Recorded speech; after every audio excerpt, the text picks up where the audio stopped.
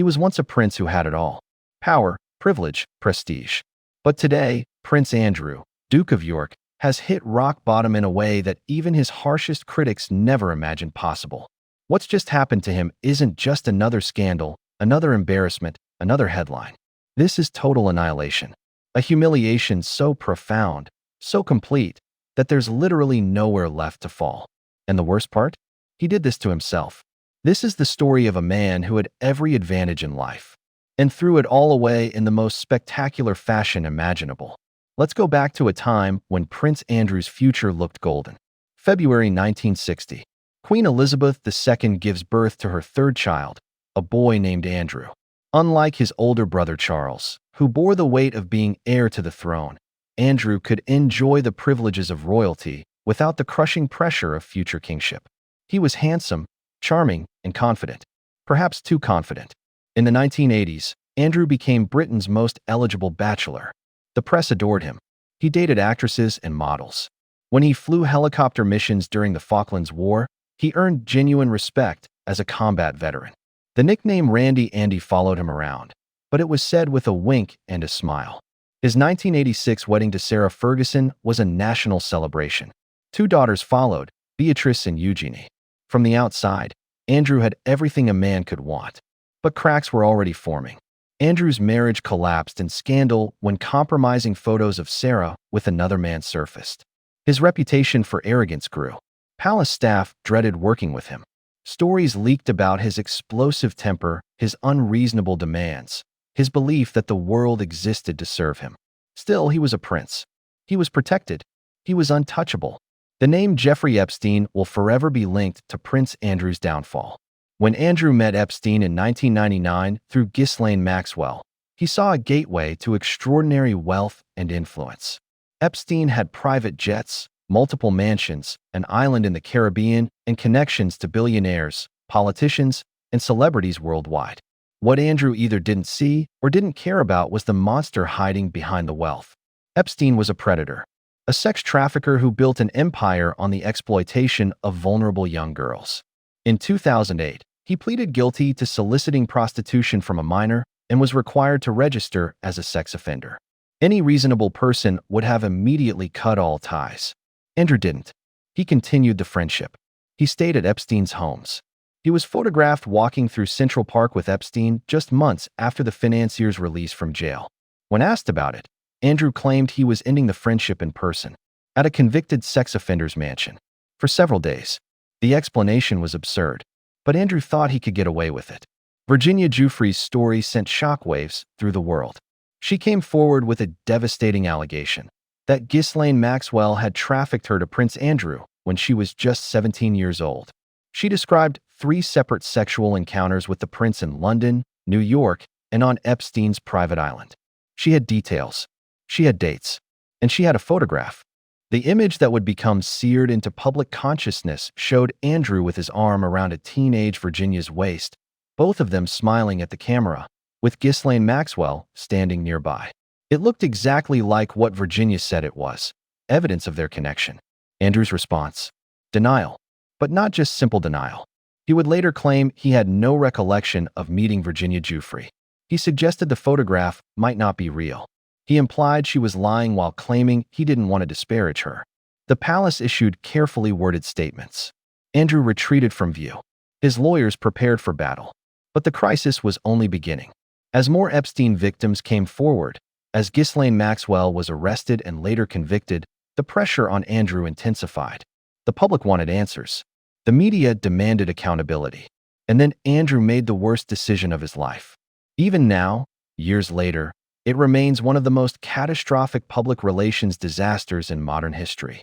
Andrew agreed to a 49-minute interview with journalist Emily Maitlis, apparently believing he could explain away the allegations and restore his reputation.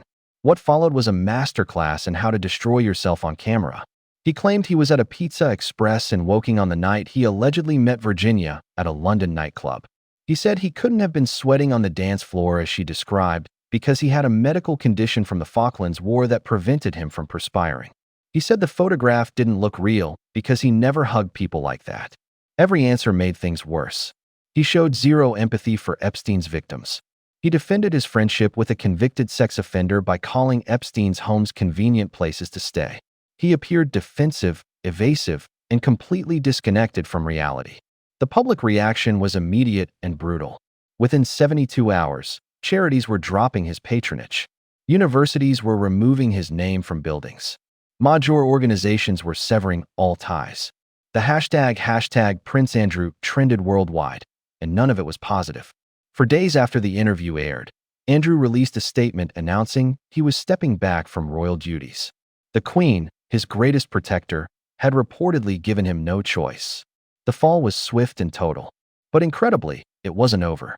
In August 2021, Virginia Giuffre filed a civil lawsuit against Prince Andrew in a New York federal court. The allegations were formal and damning: sexual abuse when she was a minor, battery, and intentional infliction of emotional distress. She sought unspecified damages. Andrew's legal team went on the offensive, trying every possible avenue to get the case dismissed.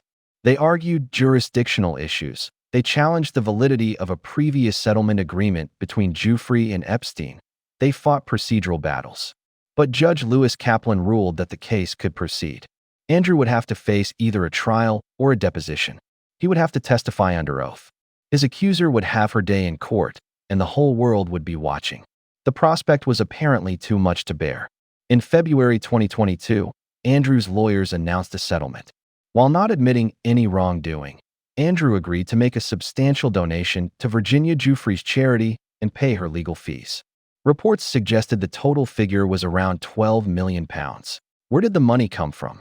Andrew reportedly sold his ski chalet in Switzerland. And according to sources, the Queen herself contributed millions to help her son make the payment. For many people, the settlement was proof of guilt. Innocent people don't pay millions to make accusations go away. Andrew became toxic, a pariah, the most disgraced member of the royal family in living memory. But somehow, unbelievably, his humiliation was about to get worse. And now, in 2026, Prince Andrew has reached what can only be described as absolute rock bottom. Multiple sources have revealed the latest devastating blow. Andrew has been effectively erased from the royal family's future in ways that go beyond anything previously imagined. King Charles has reportedly issued a final ultimatum. Andrew must vacate Royal Lodge, the 30-room Windsor mansion he's clung to desperately, within months. His taxpayer-funded security detail is being withdrawn completely. His remaining staff are being let go. But the humiliation goes deeper. Recent reports indicate that Andrew has been excluded from major royal events, not just publicly, but privately as well. Family gatherings, holiday celebrations, even private dinners at Windsor Castle. He's been told in no uncertain terms that there will be no rehabilitation, no pathway back, no redemption arc. His royal life is over, permanently. And here's what makes it 100 times worse. Andrew apparently still doesn't understand why. Sources close to the disgraced prince say he continues to believe he's been treated unfairly. He reportedly tells anyone who will listen that he settled the case to protect the monarchy, not because he did anything wrong. He claims the photograph with Virginia Giuffre was fake. He insists he's a victim of circumstance. The British public's response has been savage and unified. Social media erupted with a mixture of satisfaction and disgust. Many felt vindicated that the royal family was finally taking definitive action. Others wondered why it took so long. Victims' advocacy groups issued statements praising the decision to completely isolate Andrew from royal privilege. They emphasized that accountability means consequences, and Andrew is finally facing real consequences. Even traditionally royalist media outlets have supported the king's decision. Columnists who once defended Andrew or urged compassion for a troubled prince now write that he's getting exactly what he deserves. Perhaps most tellingly, polls show that an overwhelming majority of Britons, over 80%, believe Andrew should lose all royal titles and privileges permanently. Many want even harsher measures. The message is clear. There is no sympathy left for Prince Andrew. No public appetite for forgiveness. No path back to respectability. He can't sink any lower because he's already at the absolute bottom, and the entire nation is standing above him, making sure he stays there. Behind palace walls, the situation is reportedly tearing the family apart. King Charles is said to be resolute. He understands that the monarchy's survival depends on showing that no one is above accountability. He's made his decision, and he's sticking to it, even if it means severing ties with his own brother. But the decision comes at a cost. Princess Beatrice and Princess Eugenie, Andrew's daughters, are caught in an impossible position. They love their father, but they also understand the damage he's done to the institution that defines their lives. Reports suggest they've tried to mediate, to find some middle ground, but Charles has been unmovable. Other family members have reportedly chosen sides. Some believe Andrew is being scapegoated. Others think the measures don't go far enough. And what about Andrew himself? Sources paint a picture of a man in denial, isolated in a mansion he can no longer afford to maintain, with dwindling resources and no prospects. His friends have abandoned him. His patronages are gone. His purpose has evaporated. He spends his days, according to reports, watching television, taking long walks, and nursing grievances about how unfairly he's been treated. It's a spectacular fall from grace. From prince to pariah. From privilege to isolation. So why is this the bottom? Why can't Andrew sink any lower? Because there's literally nothing left to take. He's lost his military titles, his royal patronages, his HRH designation in any official capacity, his taxpayer funding, his security detail, his home, his reputation, his place in the family, and his future. He's lost the respect of the public, the support of the institution he was born into, and the protection that once seemed absolute. Most devastatingly, he's lost something no title can replace: his dignity. The man who once flew helicopters in combat, who walked beside queens and kings, who represented Britain on the world stage, is now a cautionary tale. A punchline. A symbol of entitlement, privilege, and the consequences of believing the rules don't apply to you. History will not remember Prince Andrew as a war hero or a dutiful royal. It will remember him as the prince who befriended a pedophile, who showed no remorse for the victims, who settled a sexual abuse lawsuit for millions, and who still somehow thought he deserved sympathy.